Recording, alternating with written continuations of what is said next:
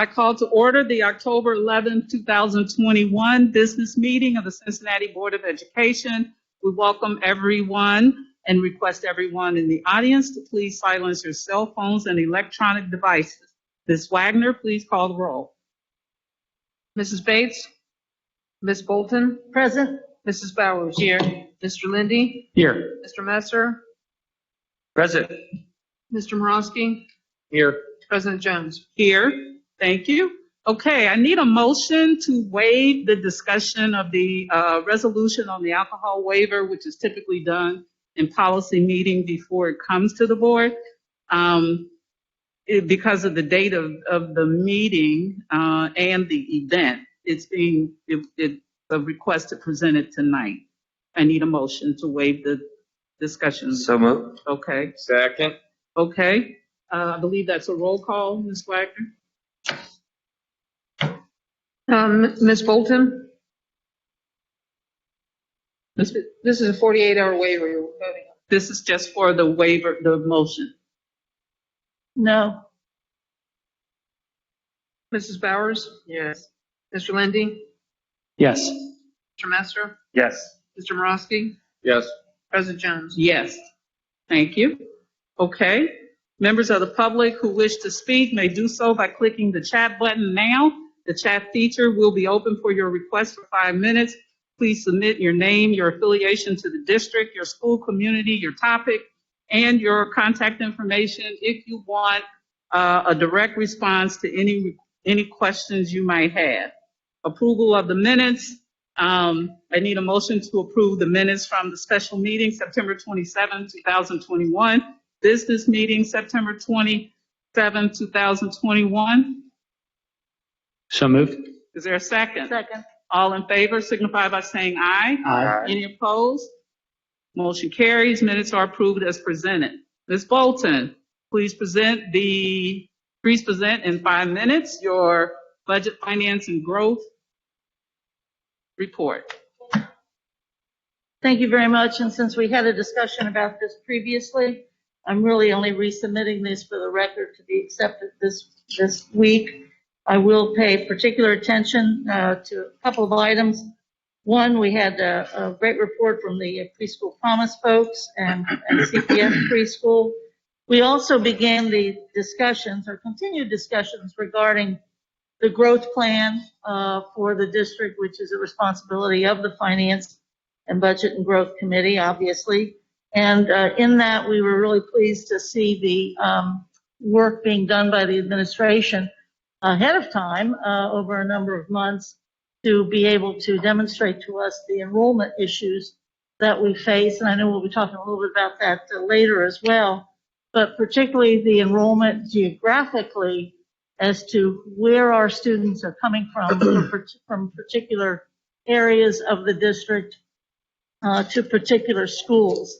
And that will inform us, I think, very greatly about what the future might hold.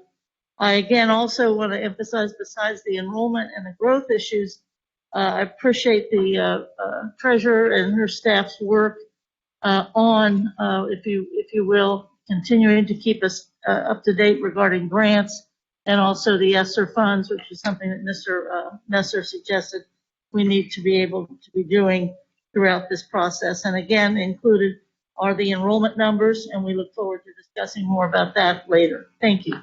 Thank you. I submit for acceptance this week. Thank you. Okay. Mr. Morosky? Thank you, President Jones.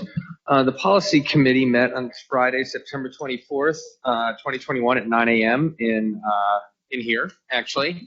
It's our second in-person meeting since COVID began. We were also virtual. We had a few folks in attendance and spoke in hearing of the public.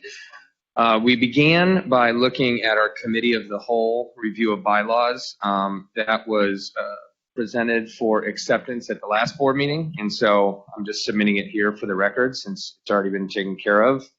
Board employee communication, same thing, was submitted at the last meeting when we discussed creating a new policy because the old one was outdated.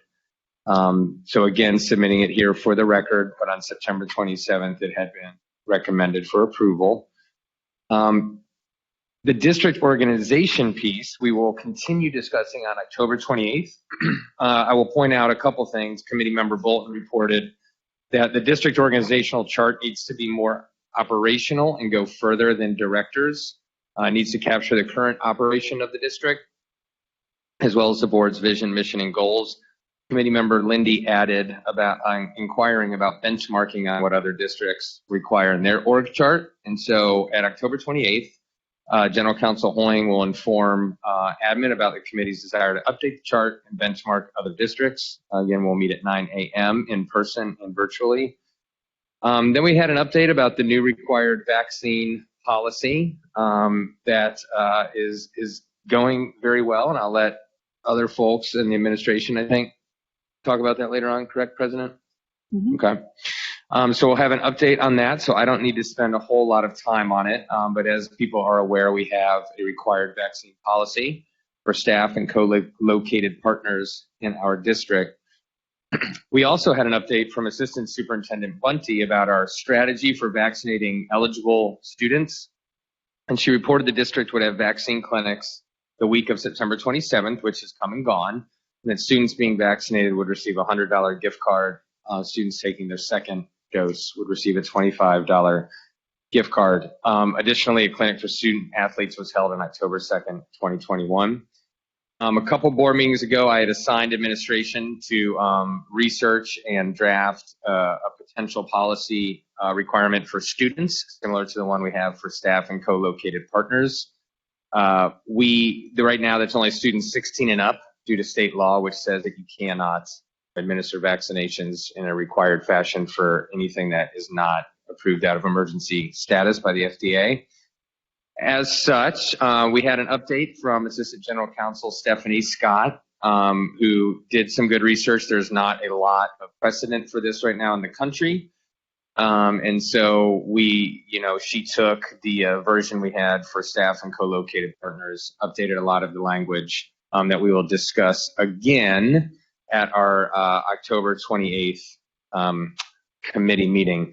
So I just want to point out a couple things I think were significant that were brought up by my colleagues who serve on the committee. Committee member Bolton recommended making the policy more universal so that when another age becomes eligible due to, say, the FDA saying, well, now, for example, say 12 and up, are able to get this, we would then be able to administer it if we had a policy like this. And so Committee member Bolton suggested making it more universal so we don't always have to revisit these things every single time a new age is added. Board member Lindy asked the administration if it was a good thing to do for students and if parents and unions have been polled. Mr. Hoying stated several variables come into play, as well as the district's goal in getting students back into the classroom. I reported for my own piece that, as legally possible, we need to, in my opinion, do what we can, regardless of what the state is saying, again, legally, because the state of Ohio's government has made it clear that they don't value keeping the priority of public health or the students' best interest in mind, at least in my opinion. Our action was Ms. Bolton advising the administration to think about kids in high-risk venues like extracurriculars, career education out in the community, and other activities. The administration will present this report on October 28th, again at 9 a.m. in person and virtually. The administration will also advise the committee about the district's legal responsibilities in vaccinating students at that same meeting. The board's social media policy, we asked that folks look at other schools and districts so we can have some sort of benchmarks for that. That had been assigned by board member Messer, and so we took it up and we'll revisit it again on October 28th. And then I reported the last time, Mr. Lindy had given us homework to look at some policies we thought would be a good idea to audit and see if we're, abiding by them. And we came up with 4 big ones. 2255, our equity policy, our anti-racism policy, 2256.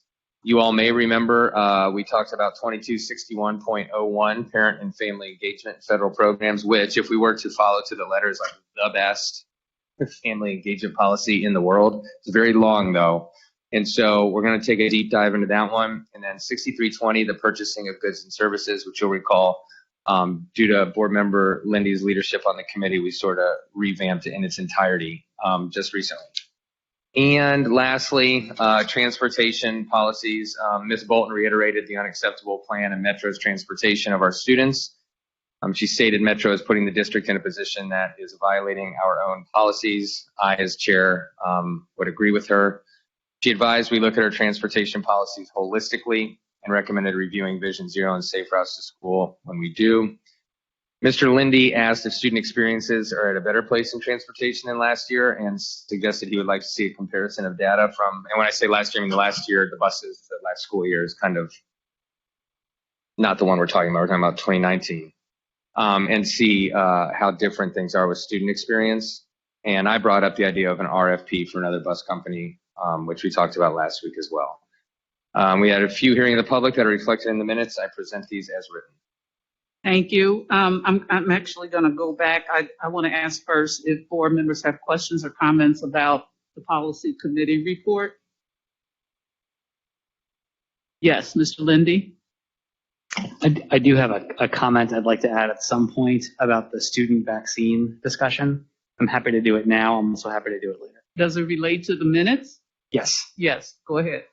Thank you. And I'll do this very quickly. I just, on the topic of whether we have a student vaccine mandate at some point, I do think that was an incredibly important discussion, and I want to thank Mr. Morosky for putting it on there. I wanted to just share that my thinking continues to evolve on this, and I'm a little bit more inclined to support such a requirement than I was when we met, and I wanted to make sure I said that in public session. I do think it's going to be incredibly important to learn what families think about this idea in a quantitative way, so to do some kind of survey at some point, and also to hear from our medical experts. But I wanted to share that I was a little bit more inclined to support this currently than I was when we met. Thank you. Okay, thank you. And I neglected to ask if board members have questions or comments about the budget, finance, and growth. Any questions, Mr. Messer? Yeah, I brought this concern up at the last meeting. I know board member Bolton and some of our staff worked on the report that she presented, the documents that she presented.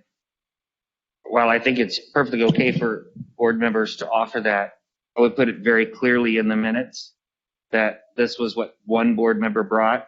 I think there's a lot of claims that may very well be the perspective of the person who wrote that. At the same time, I don't know that we've had the conversation as a board to go into the amount of detail that was presented. And I wouldn't want somebody in the public to read those and say, oh my gosh, they've been behind the scenes working for 3 years to develop a plan that's going to limit access to certain schools, to certain people based on geography, et cetera, and let that be the first time they see it. I think everybody's, we've had lots of conversations about the need for the board to have that conversation as part of our growth plan. But I think we have to be clear that we haven't officially begun that work. The work hasn't been chartered, hasn't even been officially named. So somehow, some way, if that can be included in the minutes, that wasn't a board report that Ms. Bates or I had anything to do with. It was something that Ms. Bolton presented, and I think it's a great foundational piece. But I think it has to be clarified that that's an input to a much broader conversation that this board needs to have with its community. I just want to clarify that statement that I think Ms. Bolton presented that she was representing the minutes just so we could get it on record as having been submitted. I think our last board discussion, what we said is that we would consider putting it on the agenda.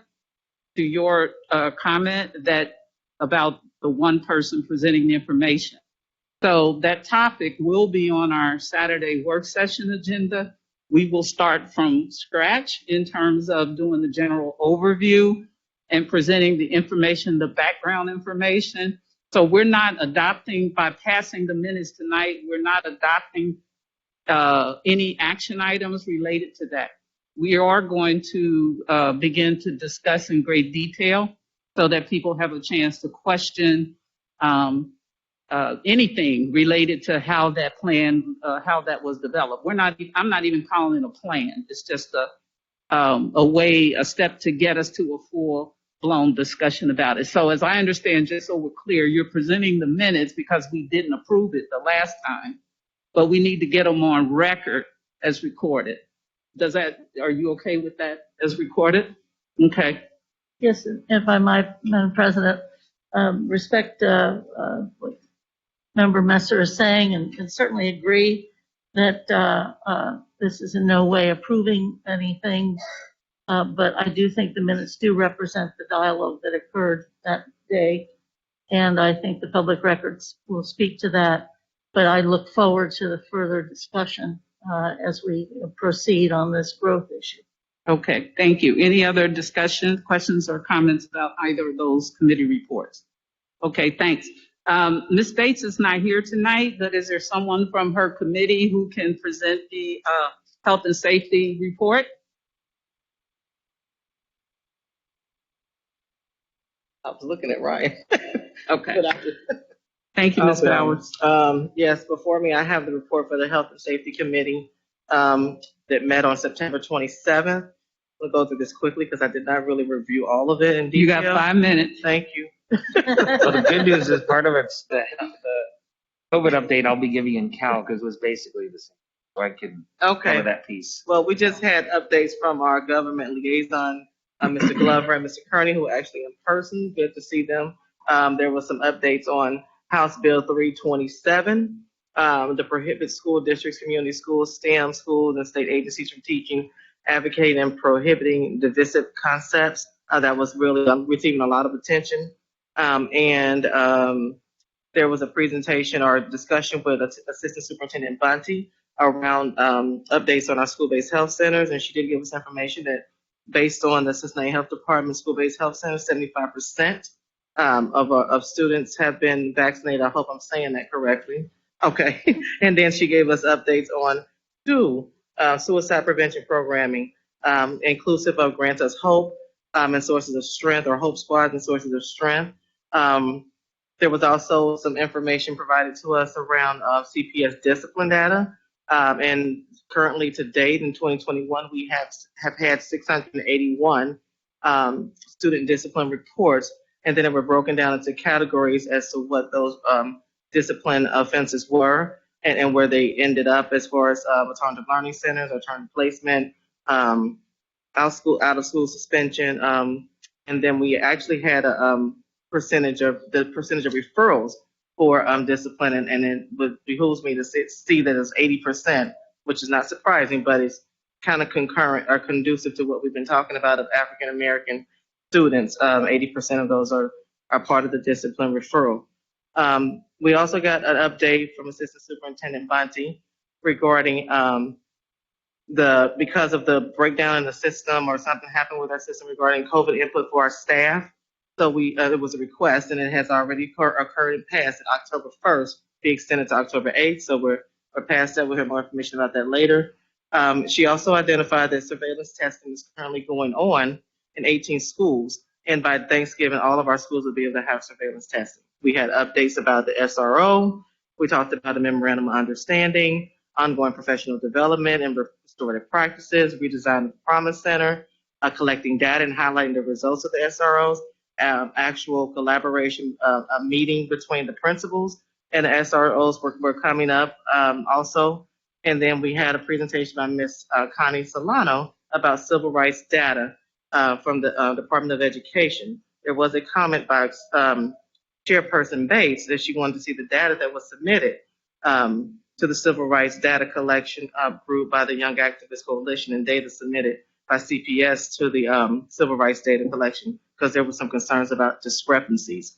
The task force I spoke about with SROs and the administration. I did make a comment during this meeting and advised that it be clear in the MOU about the roles and responsibilities of the SROs as it relates to disciplining students and the use of SROs at elementary school. We did have another action item for the school resource officers will be a topic of the November 2nd Committee of the Whole meeting, and Mr. Bill will lead the conversation with an invite for Lieutenant Shantia Pearson, the SRO supervisor. These are the minutes. I'm presenting them as written. Thank you. Okay, Ms. Bowers, you've got student achievement. Oh, wait a minute. I got it. It's here. All right, student achievement was on October 1st. Ms. Reeves updated the committee on the topics of gifted identification process, English learning identification process, identifying students with disabilities. There was an inquiry because the number appeared to be low for students suspected of having disabilities at our alternative facilities, such as PH settings and things like that. Our partial hospitalization, I'm using lingo that probably nobody knows, partial hospitalization settings. Ms. Reeves knows that the number is only inclusive of those alternative facilities that have CPS teachers teaching, and that's why that number looked a little bit different. We also had an update from Mr. Hoover and Ms. Morales regarding AP placement offerings. We discussed initiatives that were in place to strengthen support to students in preparation for taking high school AP courses such as boot camp. I inquired about additional supports being available for students in intermediate and middle school in an effort for those students to be prepared before going to high school and enrolling in AP classes. Dr. Williams explained that accelerating learning helps focus on some of that academic rigor that I was inquiring about. Dr. Williams also gave us a math update. We talked about math specialist support plans, schools supported by math specialists. There was some conversation as to which schools were selected to have math specialists and how they were selected. And Dr. Williams the action item was for her to provide information about that, and she did. And she explained that the data as to how it's determined which schools get math specialists was based on 2019 data. And I had concerns about that, knowing about the learning loss during the pandemic.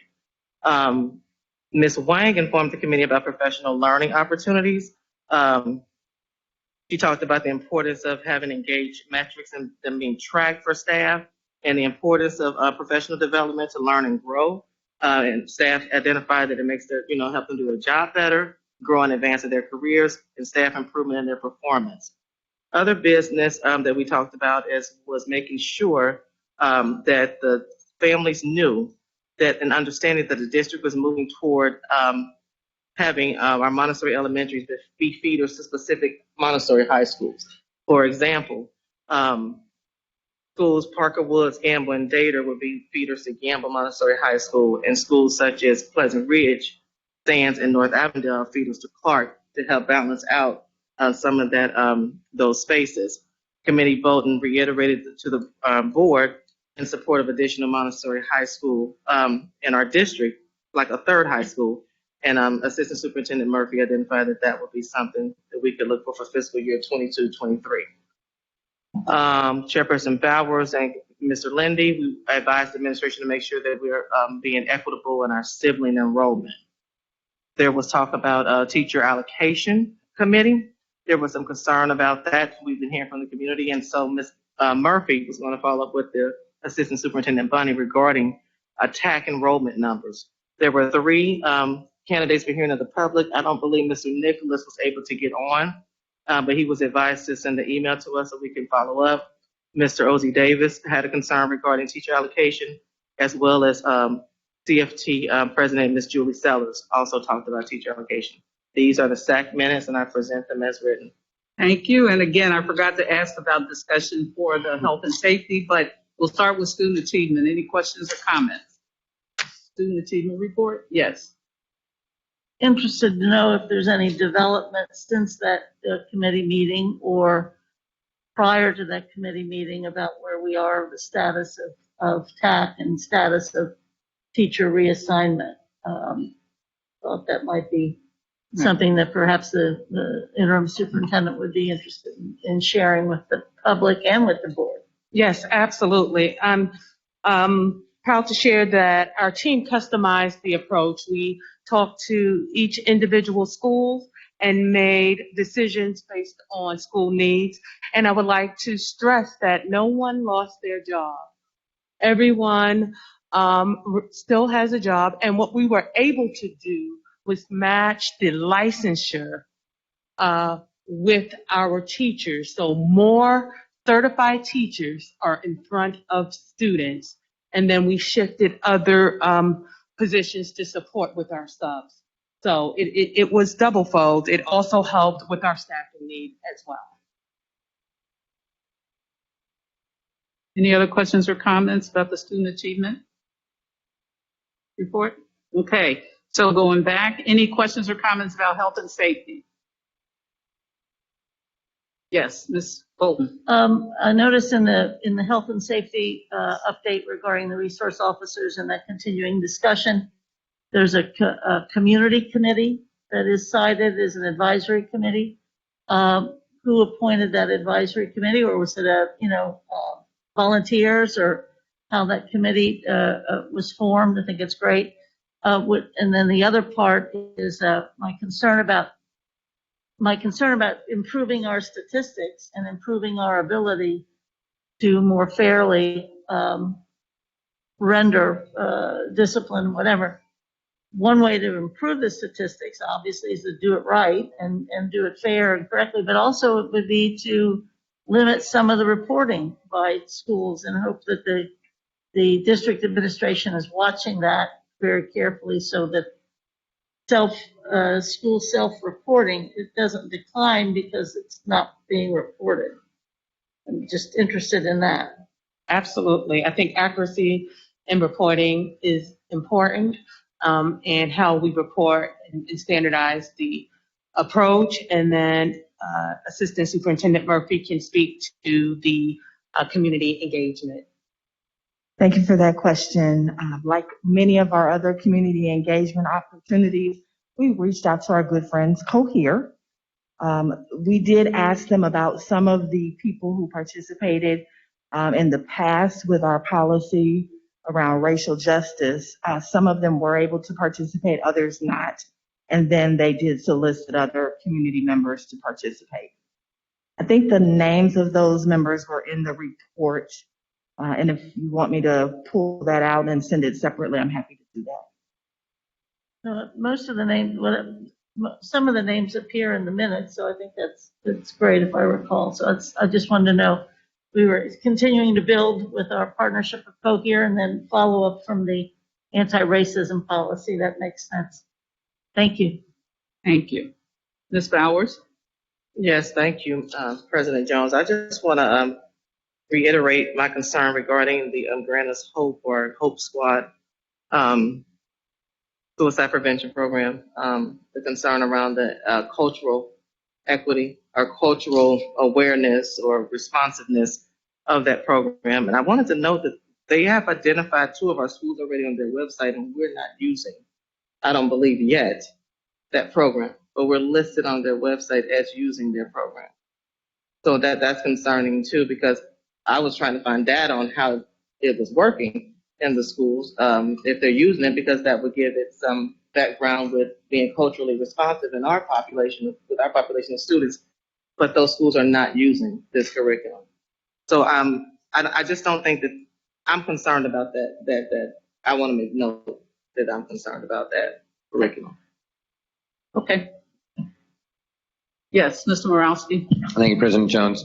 And thanks for the presentation of all the minutes, chairs. So my, I guess, comments, unsurprisingly, about the dual resource officer piece. Ms. Bolton covered a couple of them. And I had a question and a comment, really. And the question piece was about the ongoing professional development for restorative practice. Anyone can answer. You don't need to call if you don't want to. I think it's a quick answer, but is that for the SROs or for our staff? Both. Both. So the SROs would go through restorative practice training, implicit bias training, anti-racism training. What we're trying to do is work through our MOU agreement on clear roles and responsibilities, and that is one of our expectations. Great. And I'm happy to see the redesign of the Promise Center. I'm happy to see that we're going to start collecting data, as I've been asking for quite some time.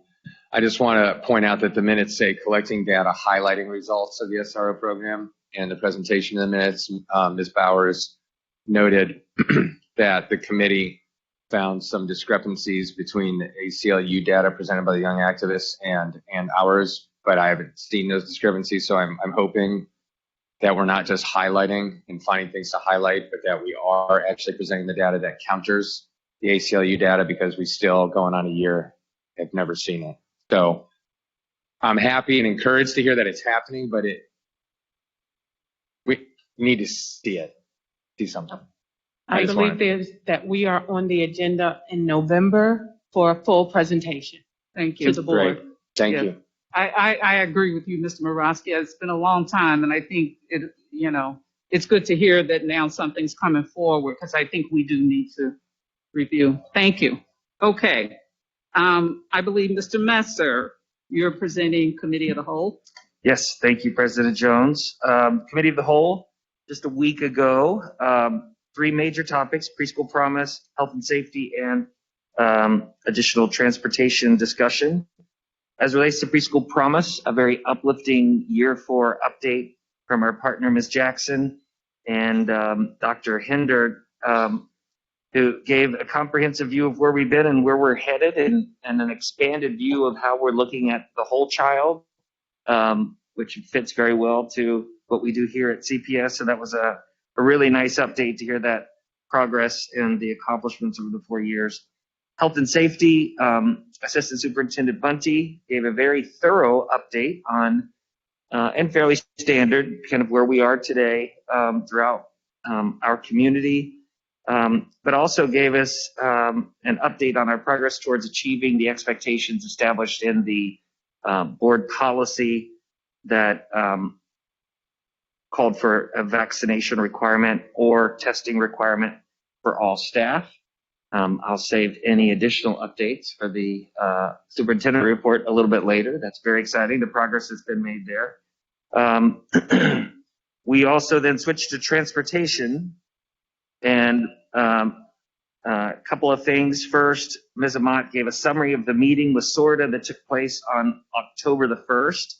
And I want to make sure I get these right. But a couple of things that came out of the meeting, some key takeaways.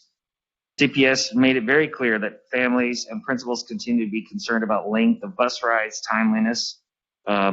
SORTA agreed to meet with the schools and families. CPS inquired about the length of on-time bus, number of transfers, buses passing students up, etc. CPS has several clarifying questions, including the current state with charter and private schools, getting to school definitions of unique ridership, etc. SORTA indicated that they would not restore routes this academic year and continues to have challenges recruiting bus drivers. And then CPS is researching yellow bus option for our 7th and 8th graders. A couple of the other updates, again, I will read these just so that they're spot on. CPS will continue to share data with SORTA regarding late arrivals and dismissals, long bus rides, 1+ hours, so they can problem solve. SORTA will meet with families at high schools to develop or to discuss routes that are longer than they should be and share correct route information.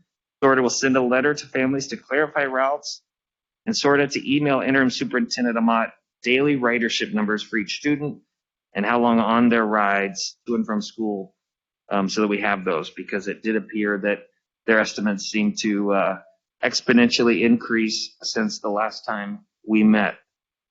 And then there was discussion on the specific plan forward that I'm sure we will be getting into on our next steps for exploring alternative options as we work on the bigger problem to take care of our 7th and 8th graders through a yellow bus option or something similar. More details to come on that. And I submit the report as written. Do board members have questions or comments? Any further discussion? Ms. Bolton? Yes, thank you. I think to add to that, we did have a report from Doug Palmer from the Ohio School Boards Association. He's our transportation consultant, and we are very appreciative of the administration for including him. And he spoke pretty specifically about yellow bus, and the public is very well aware that there's the metro issue and then there's the yellow bus program. And those are two very significant pieces of our transportation plan.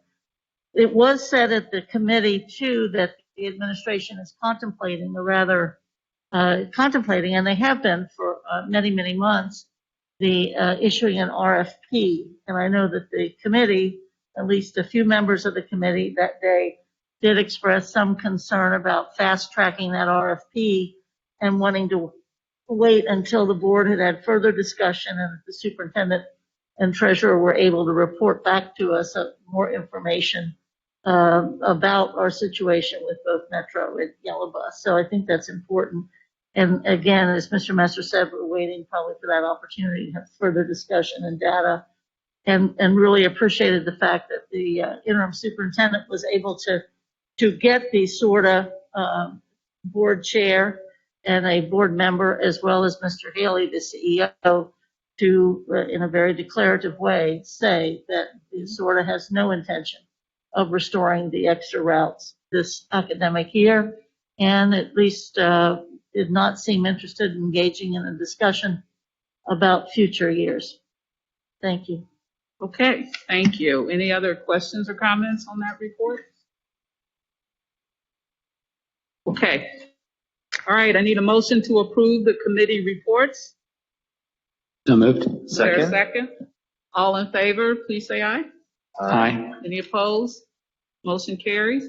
Okay, Superintendent Ahmad, please introduce this evening's presentation. It is with great delight to introduce Principal Jack Corey from North Avondale, Montessori. He will be presenting our CPS Bright School Highlight. Well,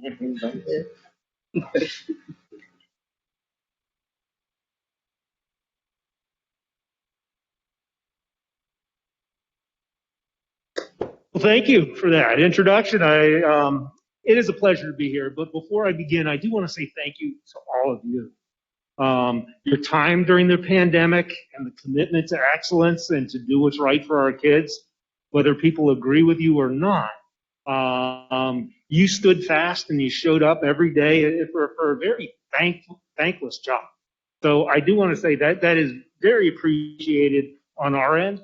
I also want to say thank you to Interim Superintendent Amat, because there was one day where I just invited her to come out and see the great things that are happening at North Avondale Montessori, and she dropped her schedule and came on out, and she had a wonderful time. I still owe you an invitation so you can do your brown bag biography for our students.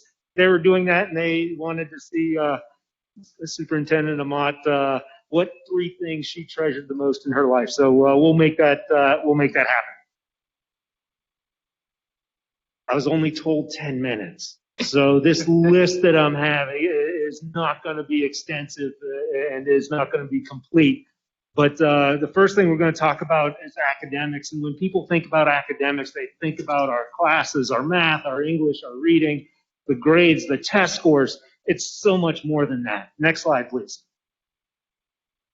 When talking about academics, I need to expound on what goes on in both our building and also in the district. And so we're moving right now to become a more true Montessori, have a true Montessori experience for our students.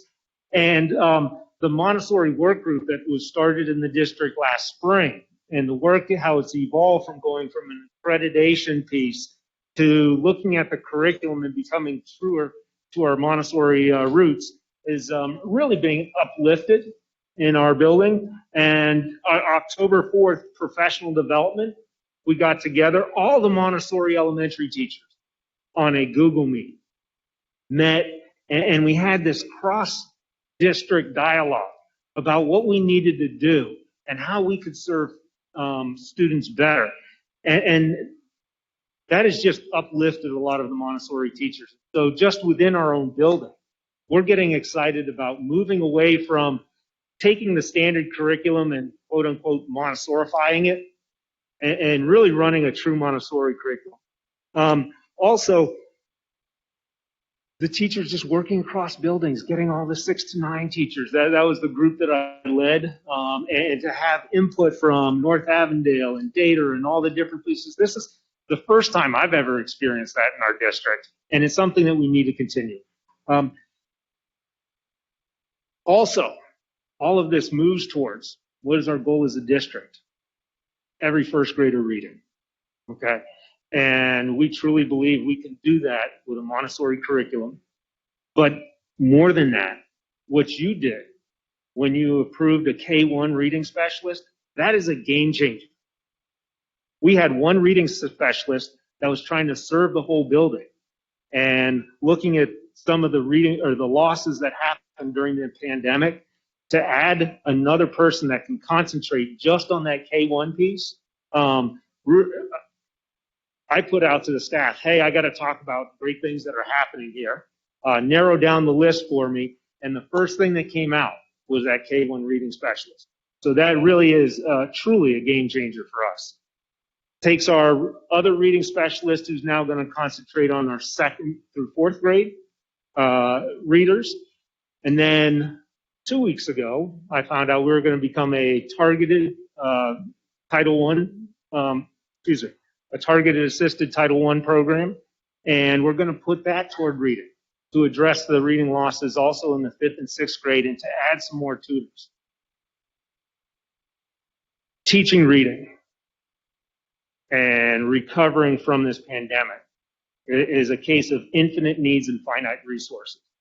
And so what you have done with adding the reading specialist, and now that we're going to become a targeted assisted Title I school, has really addressed some of those resources that we needed. Also, our kids can't learn if they're hungry. I got to get a shout out to our kitchen people. Our manager, we have to change our lunch schedule, our breakfast, just because of the pandemic and how we are now serving 100 more breakfasts and 100 more lunches than we were when we were at the end of last year when all the students were coming. That makes an impact on our academics. And then finally, the reinstatement of a full-time assistant principal this year. When I'm dealing or I'm in meetings, I keep getting these clicks. She's in the classroom. She observed this teacher. She's provided feedback to this teacher. It has now doubled the amount of feedback that we can give to classroom teachers. But it also takes, we're not always dealing with just this kid over here who is struggling to find his way in school. We can tag team, we can work together. Sometimes parents, they don't want to talk to the principal. Oh my gosh, my kid's in trouble, but I have an AP who will work with me. And so that really has been powerful. Next slide, please. Enrichment programs. You can go ahead. So I think Mr. Messer, I think you went on our field trip to the Cincinnati Zoo. Thank you for volunteering. We need one of our great partnerships we have is our parents and our parents who are willing to volunteer. And so the Cincinnati Zoo provided free admission for our field trip, and we had private donation for transportation. So we had our kindergartners go over to the Cincinnati Zoo and get to experience some hands-on while they're studying animals in class. Now they get to actually go out and see them. Also, our North Avondale CRC, we work hand in hand together. When we have rainy days, Mr. Johnson calls me up and says, hey, our gym is free. Do you want to use this extra space just so your kids can get someplace to run around? And it's like, absolutely. Tomorrow, we have a student store that's provided by UC, and they're going to allow us to use their hallway so our students can go by and, with the points that they've acquired, buy things from the store that UC provides. We work with a Civic Garden Center, and they provide training for staff and opportunities for our students. The Camping and Education Foundation provided grants, so our 6th graders went on a fall canoe trip. This spring, they're going to build a canoe. I've seen this done over when I was at Parker Woods prior to the pandemic. That canoe is going to be left behind by the 6th graders, so this year's 5th graders can actually use it on the canoe trip next year. And so they'll be doing that. We have our Namm Foundation, which is really like the fundraising arm to provide different opportunities that we couldn't provide. Again, it's infinite needs, finite resources. They provide even more additional resources than the district can provide. Our Namm's Father Group, they take care of a lot of the social things we do. I remember last year, the first thing they asked me is, boy, in this pandemic, we used to do grandparents and donuts, and what are we going to do? What's our mission? And so instead of the fall festival where you have a lot of people coming in, we're going to do trunk or treat again, which was a pandemic safe way, COVID safe way for kids to do trick-or-treating out of the backs of volunteers' trunks. We're going to do that at the end of this month. Our art club, we were able to start that up again this year. And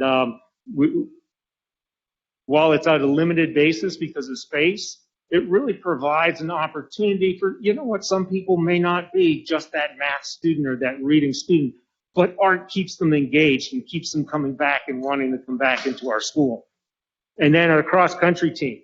Again, we have students that may not be textbook kids, but they come back into school because they're engaged, because they get to go out after school and run competitively.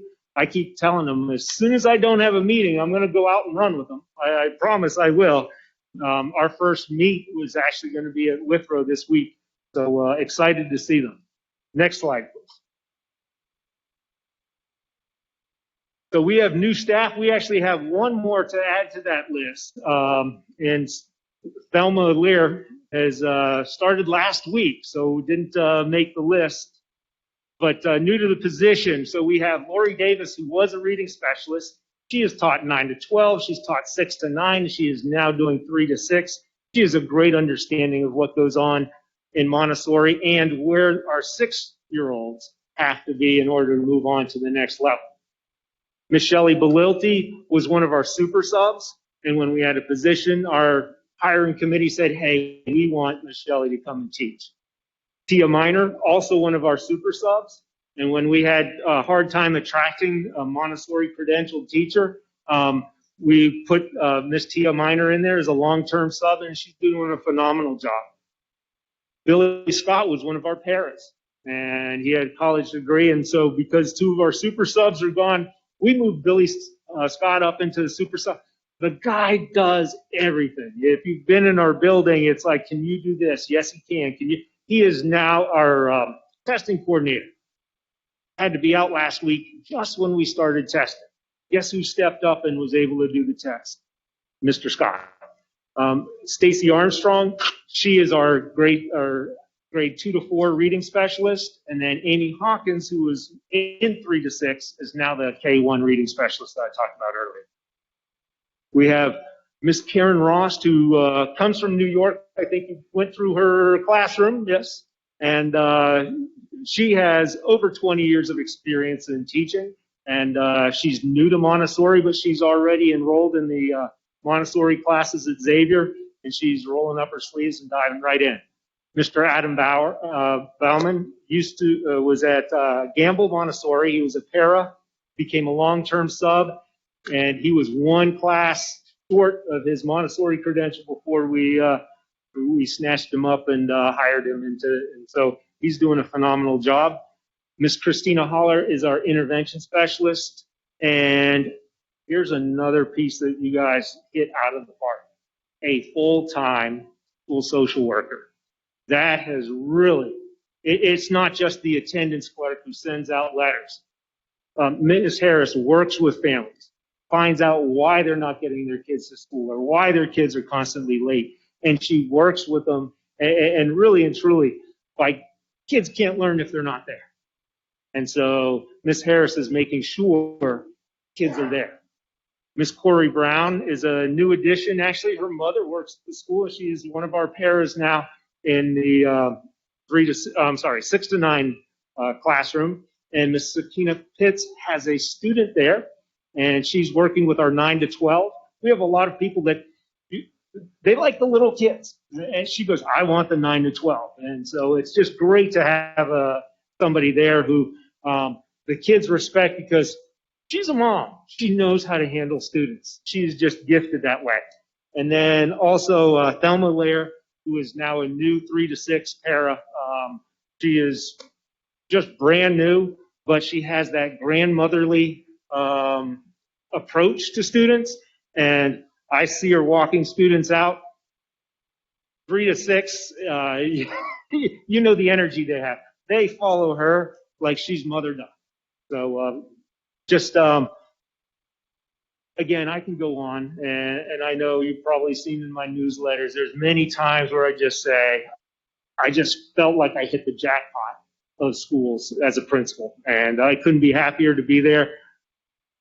the big piece that makes it all work. I don't teach a child, but our staff and our community and everybody just digs in where there's a need, and it makes it a great place for our kids. Thank you. Thank you. Do board members have questions or comments? Ms. Bowers? Yes, thank you. I'm a Montessori mom, so I appreciate everything you said, and it's all on point from a parent perspective. But I love when you mentioned the moving to more true Montessori experience for students. That's very key to keep the spirit of Montessori. And I'm glad when you identified the reinstatement of your full-time assistant principal, you identified meeting the need of your staff and the staff getting the support that they need as well as families. So I think that's key when we start talking about equity. That is an equitable piece of getting needs met for each school. And I just have a couple of inquiries. When you said the UC, is that STAT program? That's at your school, UC? The STAT store, yes. Very Yes, good. That's an excellent Mhm. PBIS Tier 1. I love STEP program. And also the cross country. Is that through ABC? Yes. Very good. Okay. And then congratulations on growing from within. You said some of your new position staff have been long-term subs or what have you. Yes. Congratulations on realizing that community and knowing your curriculum is important for your staff. You bet. Great presentation. Thank you. It's always nice when we have talent that we can bring up to fill the needs. Absolutely. Okay, thank you. Other questions, comments? Ms. Bolton?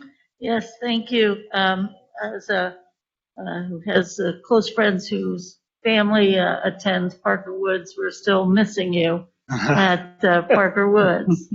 But at any rate, I wanted to ask you, and maybe this goes to SAC a little bit, Student Achievement Committee. You mentioned the Montessori curriculum as well as our curriculum or the state standards. Right. And I know that's always been an issue about the purity of Montessori, the requirement of the testing and the state standards, that it often is in conflict. As we work through that Montessori curriculum, all that will still have to come to the board for adoption, Right. as well as finding a way to interface it with the state standards. So I look forward to seeing that. That could be, really be addressing one of those issues in the Montessori world. The other piece you mentioned about Montessori training or recruitment, again, that's been a hard thing for us, and as many of us think it needs to be expanded. Do you have any particular insights? I like this internal thing that you're doing, growing our own, so to speak, and perhaps the city and others don't know that the Montessori training here is where, people come here to Greater Cincinnati to get that training. I think even our Secretary of Transportation, I think his husband came here for that training, if I recall correctly. So how can we build that up so that we can do maybe some of the expansion that I know Mrs. Bates has been talking about for quite some time? Do you have any kind of insights as to how we can do this? That's a heady question to ask, right? Put me on the spot, but I would, to be honest, I know we have a pipeline where our paras can go through, I think it's Western Governors University, and become certified teachers. I would love to see something similar, maybe through Xavier, where Montessori paras would have that same opportunity to stay in Montessori instead of going to Western Governors and getting a teaching degree, a traditional teaching degree, to actually work with Xavier and say, our Montessori paras are already in the classroom. They are true instructional assistants. And we have some who, when they work with children, they're working side by side with teachers, so they already have that understanding. And so I would, if possible, work something out that way, that, again, it's part of growing our own, looking at the talent we have, and then giving them the tools to go into the places that we need. I think that's a great idea. We have that AEL and alternative education license and Right. stuff. That's a great idea. Thank you very much. Thank you. Other questions or comments? Mr. Messer? Yes. I think this is the first North Avondale presentation since I've been on the board, so it's fun to hear. You know, of course, I love hearing about all the schools, but it's especially great because as the father of two little North Avondale Rockets and the grand finale coming next year, I have to say that I am just in awe of our school every day. Every single staff member. And, you know, one thing I've learned in the school board is people are very sensitive to anything that comes about their kids, and people have lots of opinions. And I have never in the past I guess you've been here there a year and a half, I guess. Yep. Not heard a single negative thing. People are so inspired. You're part of that unique class of principals that took a building during COVID and brought people along. And I saw a lot of leadership, helping people through change, in the way you communicate to them. Your predecessor, I think, in my first entree to North Avondale said, one of the things you'll find that's special about this school, like other schools in the district, but this one almost mirrors the diversity of the city. And I think that's another piece that I really love, and it's celebrated in every corner of that building, up into and including even on the field trips that I did get to participate in, the fathers group. You just feel like great things are happening. And we've had 3 starts with new teachers so far, and a 4th because we switched partway due to the pandemic. Never did I know who we were getting. Every single time I've been blown away. And special shout out to Miss Davenport, who has Lillian now, and Miss Roshna, who has Olivier, who's reading well above his station. And I'm very proud of everything that school has done for all the kids in North Avondale, and specifically say thank you for what you're doing for my children. Well, I will just say that it's been said it's easy to play quarterback when you have a great team around you. And so I feel blessed to be the quarterback on that team, and because it's hard to be accurate when you're running for your life. And so I got a great team. I got great receivers in the line, and they do good work. Thank you.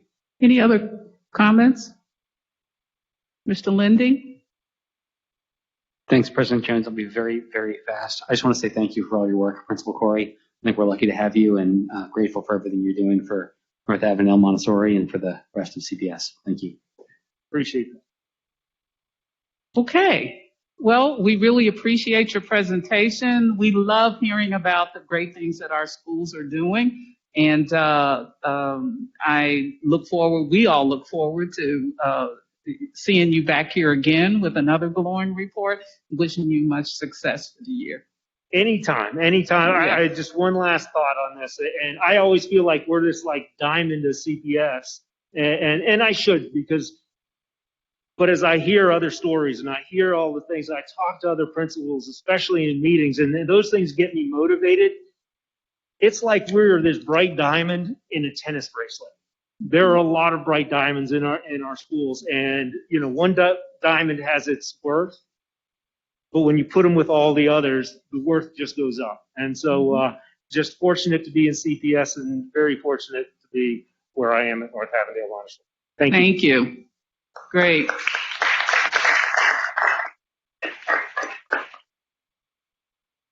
Okay. So how many speakers do we have? 2. Okay. Because I think earlier I forgot to say to cut it off in 5 minutes, but we have 2 speakers. So, okay, we are now at the item on our agenda for public, consistent with state's direction to minimize public gatherings. We are convening this video conference call to include opportunity for public comment. Each speaker will have 2 minutes and will direct all comments to the presiding officer. Consistent with the board's bylaws, the board has the ability to limit the hearing of the public on any single issue and will exercise the right to do so if needed. Once a request to speak has been granted, you will be invited to enter. Please click on the camera icon to go interactive. Provide your name, your affiliation to the district, your school, community, your topic, and your contact information if you want a direct response to any questions you might have. This request is consistent with board protocol, and we appreciate your compliance. Again, each speaker will have 2 minutes and may only speak once. When the timer goes off, your time is up. Please refrain from discussing any personnel items. After speaking, you will briefly see the welcome screen again as you transition back to the live stream meeting. We ask that your public commentary be respectful of all those listening in. We're ready. So our first speaker this evening is OZ Davis. Go ahead, Mr. Davis. Hey, Dan, thank you very kindly. Madam President, I love you. Can you hear me? Yeah, Can you guys hear go me? ahead. I'm sorry. I'm very sorry. I was going to call about a few things, but I thought it would be much better tonight if I said to you guys, we love you. We thank you. We appreciate you. You know, elected service is not very easy, and running a school district like the city of Cincinnati Public Schools is anything but easy. So forget what I was calling to say. Forget no teachers. Forget how great that presentation on North Avondale Montessori was. Forget the kudos I wanted to give Superintendent Amat and Assistant Superintendent Murphy tonight. Forget all that. Me and Rep. Denson would like to say thank you. Hello, everybody. It's the State Representative Cedric Denson from the Fighting 33rd District. Just want to thank you for all you all are doing. We've been paying close attention and watching everything you do. Hope that in the coming days, we're going to be making the right decisions to make sure that our school system is functioning and has the leadership that we need in this community. Thank you so much for your leadership. Love you guys. God bless you. You guys are invited to Black Politico on Thursday evening at 6 o'clock at Bar 29. I've sent you all invitations. We would love to have you. I really, really, really appreciate you guys. Y'all know I do. God bless you. Thank you. Thank you, Mr. Davis. Our last speaker is CFT President Julie Sellers. She has not accepted the invitation.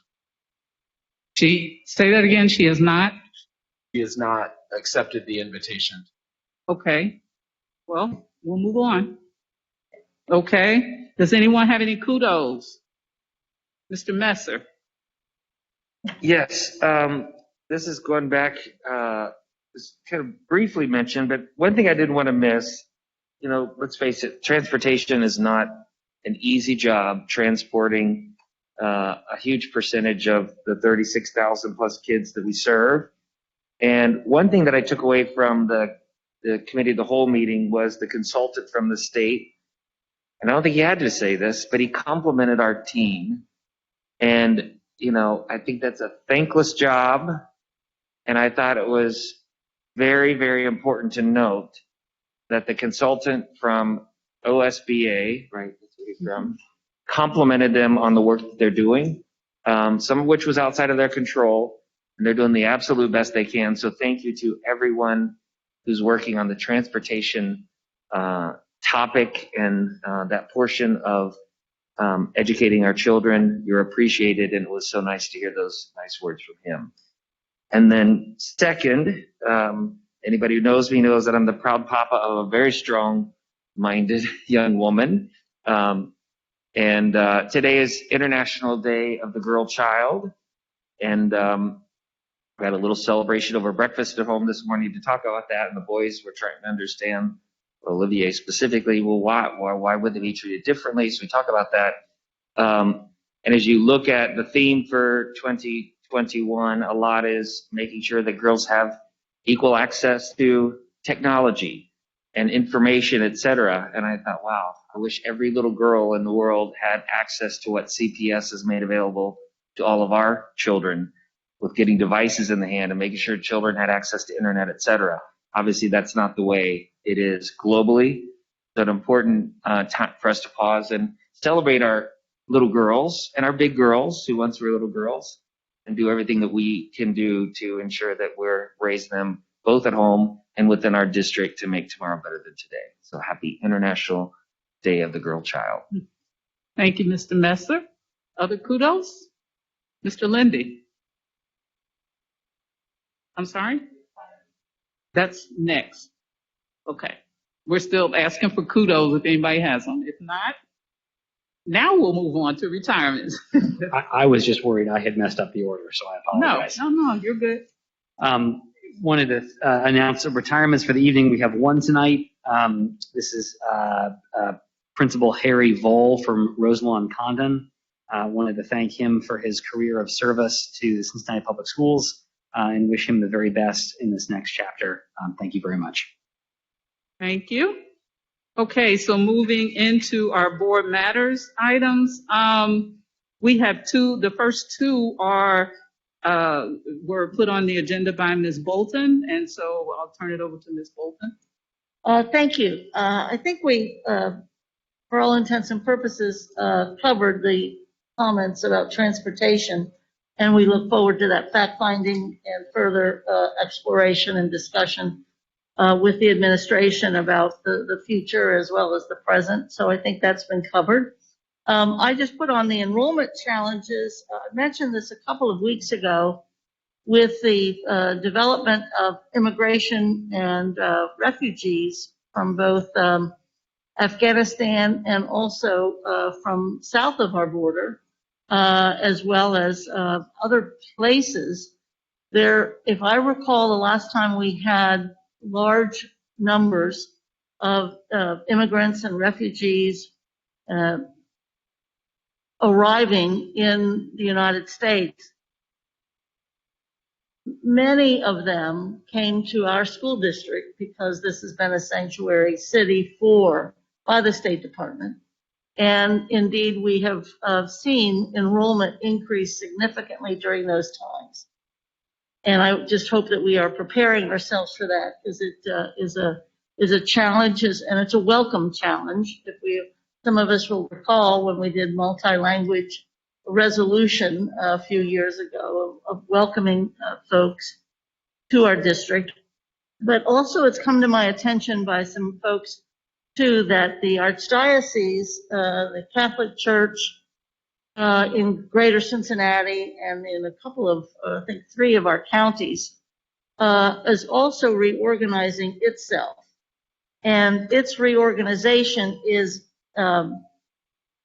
it's called Beacon. And as they are reorganizing, the South and the Southwestern districts of that reorganization fit within our district as a school district.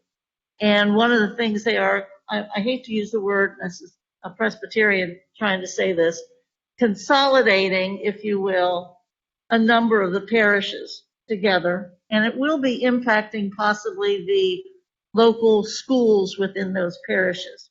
Not that that would necessarily cause us to increase our numbers, but indeed, I would hope that we will, and maybe it can be an assignment at the end, but I would hope that we would be ready and prepared and have a better understanding of what that means, not so much for the high schools, but for the elementary schools, as well as it might mean something, although the Archdiocese has not been that interested in sharing their buildings, as we've looked at Preschool Promise and a few other things, but there might be some facility issues and there might be some enrollment issues as a result then of that consolidation, where they are gathering several parishes together. I think they are calling them families, if you will, and deciding who's going to be the priest and who's going to be the assistants and the staff and what have you. So I think it would be great for us to find out more about that.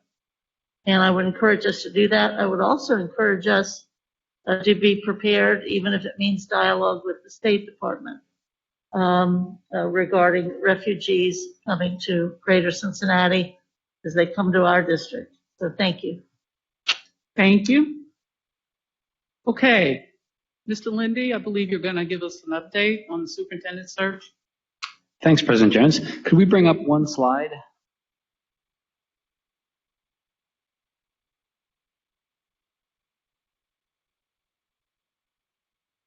Okay, great. Thank you very much. We've been able to share a few updates on the superintendent search over the last couple of weeks and wanted to share a few updates tonight as well.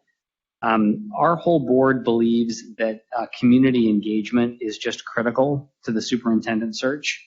And it was one reason why we selected the search firm that we did, because they have a particular commitment and a particular expertise when it comes to community engagement. And following their lead, we wanted to make community engagement central at the very, very beginning of the search process. Even as we're developing the profile for what it is that we're looking for, we want community voice and community engagement to be a central part of that process. So we're excited to mention again, we've mentioned this in some past board meetings. It's been on the Cincinnati Public Schools social media pages. It's been on our website, but we wanted to mention it again tonight, that there are going to be 3 community conversations coming up. 2 of them are next week, and then 1 of them is in 2 weeks. You can see the dates up here on the slide. It's Tuesday and Wednesday next week. We're doing these from 6 to 8. The idea that parents, we didn't want to do them during the workday because we wanted to find time when as many parents could come as possible. And we're trying to be thoughtful about where we hold them. So each one's going to be in a different location, one in the center of Cincinnati, here at the Ed Center, one on the west side at Roberts Academy, and one on the east side at Schroeder. So please, hope many of you will join us. If you are a member of the news media and watching this, I would love for your help in getting this message out there and encouraging folks to attend, and look forward to building a really wonderful, diverse, and engaged set of sessions to help build our profile for the next superintendent. Ms. Bolton, am I missing anything? No, sir, you did it just great, and it's very inclusive. And I have one thing, and appreciate all the work that you are doing on this. I think it's very important, and I too am excited about the search firm. And the other piece of it too is that there's an interest in not solidifying the profile of either the district or the profile of what our superintendent needs to be and seem like or whatever until we have completed the community input. And I think that's very unusual. I know it's a departure from what we've done before, but it lends itself to proof that the community is going to have a major role to play in this. I agree 1,000%. I just forgot a couple things I was supposed to say, and I forgot. So in an effort to capture as many voices as possible, I just want to highlight a couple things. People can attend these in person or virtually. So if either you can't make it because of the commute or you're thinking about your own personal sense of COVID safety, whatever, there's a way to attend each one virtually. In addition, if you can't make these at all, we also are going to be launching a community-wide online survey. And then in addition to that, we have some stakeholder groups happening, some focus groups with specific members of the CPS community, teachers, parents, staff members. So lots of ways to gather feedback to try to get as many voices as possible. Okay, thank you for that very important announcement and update. And we want this to be an exciting time, not only for the board, but also for the community. And I appreciate that you added that community engagement is going to be ongoing and that people will have other opportunities as stakeholders in the process to participate. So thank you. Okay, so moving on, Mr. Morosky, I'm going to ask you to present the resolution.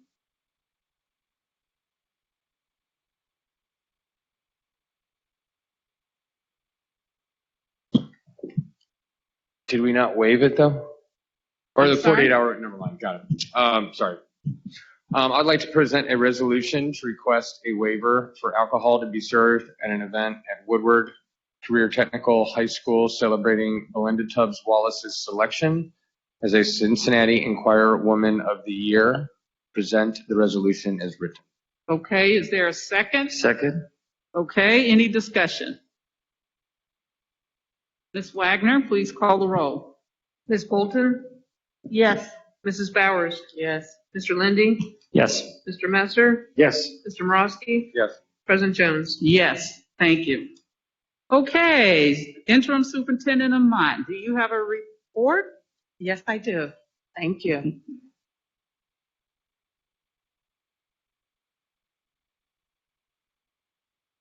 We will start off the report. It is school lunch week this week, and we are celebrating with our friends at the Cincinnati Zoo. The theme is Wild About School Lunch and highlights the importance of nutrition for students to be successful in and out of the classroom. CPS leadership team will visit with a different animal each day and talk to zookeepers about what they like to eat and other fun facts about the animal's diet. Classrooms will be able to view live segments and will be shared on CPS Facebook page and the YouTube channel daily. Friday's visit will be live streamed on Facebook 9:45 to 10 a.m. with the famous hippo Fiona. Will be the guest for our wild lunch. And then I also want to highlight students from Hughes STEM High School who are enrolled in our Zoo Academy will be participating in the daily events. What a great opportunity. College night. Oh, it came so quickly. October 21st, 5 to 7 p.m. here at the Ed Center. Representatives from 20 colleges will be available, and there will also be assistance for financial aid. We will have our quarterly parent meeting on October 13th, 5:30 to 7 p.m. Facebook Live, hosted by our Office of Family Engagement and hosted by LaRonda Thomas from our Office of Family Engagement. And I will also be there to meet parents and answer any of their questions. It is the end of the first quarter. It will end October 15th. Report cards for the elementary students will be sent home October 22nd. On October 27th, high school report cards will be mailed. And I will also like to remind families that there is no school on November 2nd because of Election Day. And I would like to close out with this absolutely fantastic news. We have had a successful implementation of our mandatory staff vaccination policy, the first in the state of Ohio, with 99.99% compliance with the policy.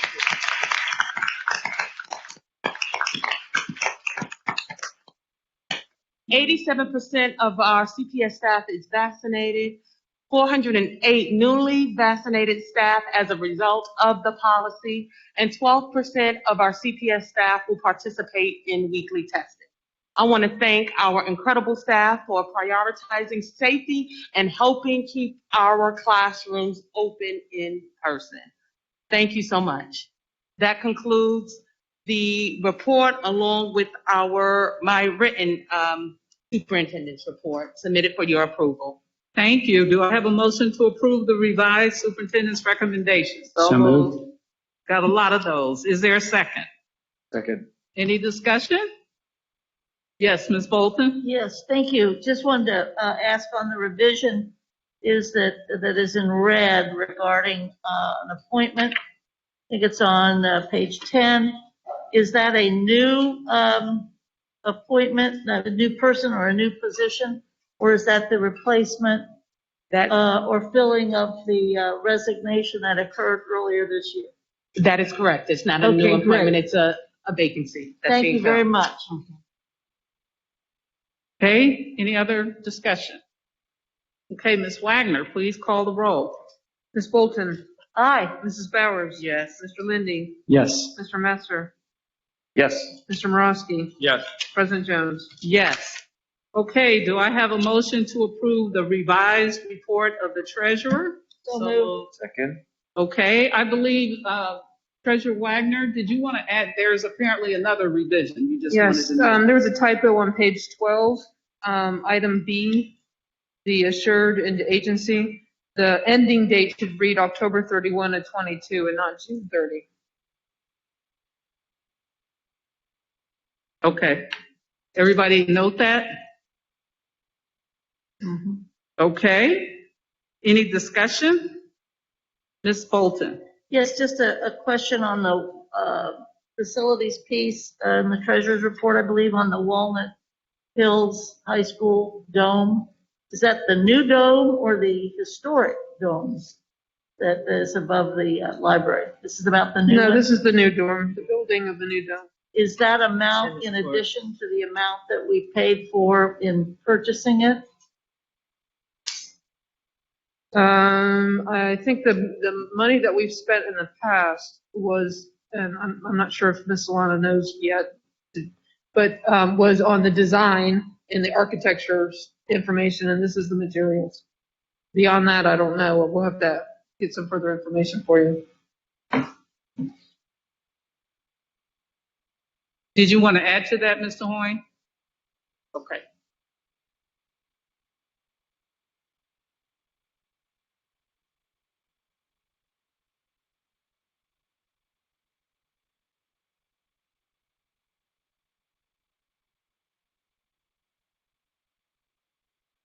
I just wanted to add that that's the we did an RFP for a construction manager at risk. This is to approve the construction manager at risk.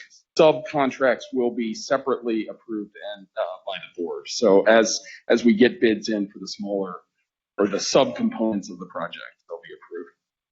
So the amount that we had in our budget, We budgeted $6 million. right? The and so- 2.7 million is for materials. I think you're referring to the blurb that you put in there. Yeah, that's right. Okay. There's also another line item on the bottom of page 4, $2.7 million for the construction. So these might represent additional costs? Or This is- are they within the cost? It's within the budget. Still within Okay, the budget. thanks. That's right. Thanks. Simple question. Is it within the budget? Sorry, we made it more complicated. I apologize. All right, any other discussion? Okay, Ms. Wagner, please call the roll. Ms. Bolton, Aye. Mrs. Bowers. Yes. Mr. Lindy, Yes. Mr. Messer, Yes. Mr. Morosky, Yes. President Jones. Yes.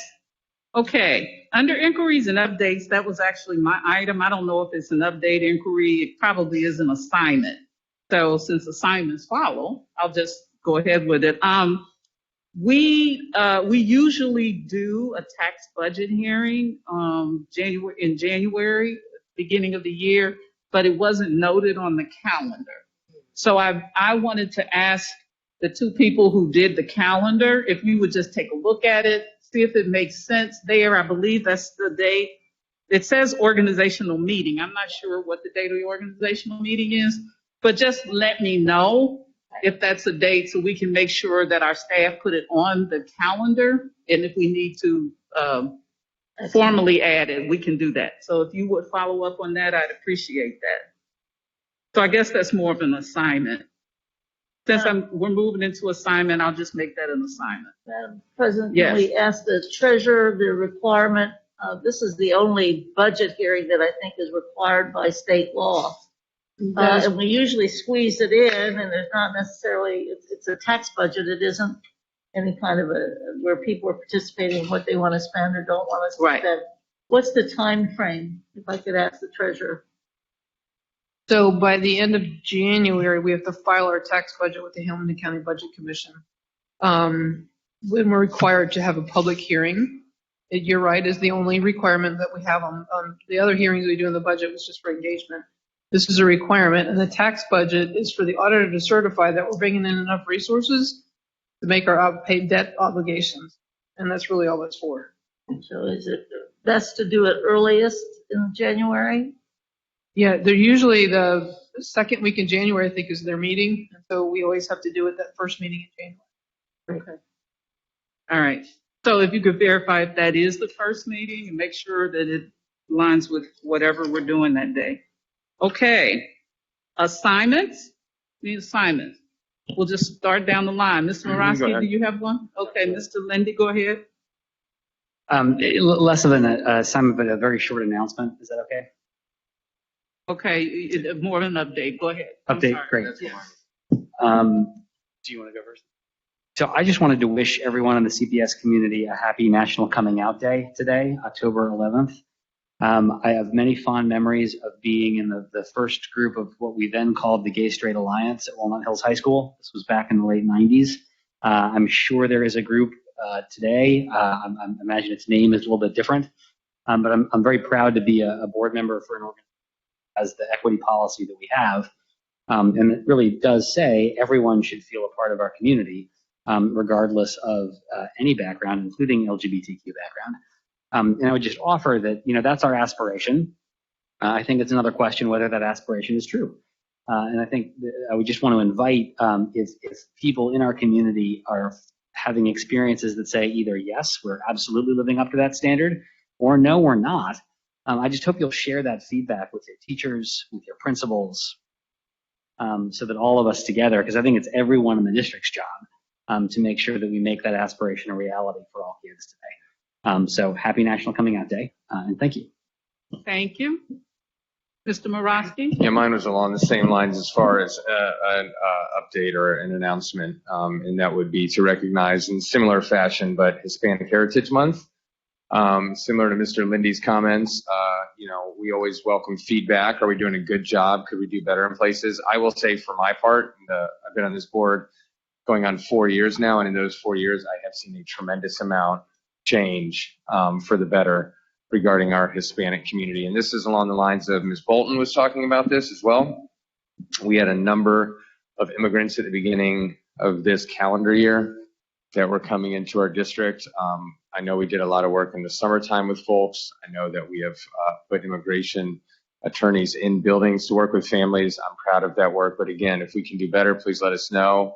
If you think we're doing great, let us know. But I wanted to, similar to Mr. Lindy, recognize Hispanic Heritage Month and say we're glad you're with us. And while I used to be quasi-proficient at Spanish, I'm not going to insult any of our community members by trying to do it tonight. So thank you so much. Thank you. Any other updates? Oh, was that an assignment? No, this is not me. Oh, okay. No more updates. All right, assignments. Yes, it's terribly mundane after those two, but back to a specific request of the superintendent to have a list, and it doesn't have to be names, but it should be numbers and positions by schools that are long-term sub-positions that are currently in effect. I think we heard some very interesting internal promotion, so to speak, or pipeline work, kind of knowing that. And it would be great to have that list. Again, I don't need names, but I do need the numbers per school of long-term subs. That would be great. Thank you. Okay, thanks. Any other assignments? Are we sure? Please. Hurry. Do it. Having no other business, I declare the meeting adjourned.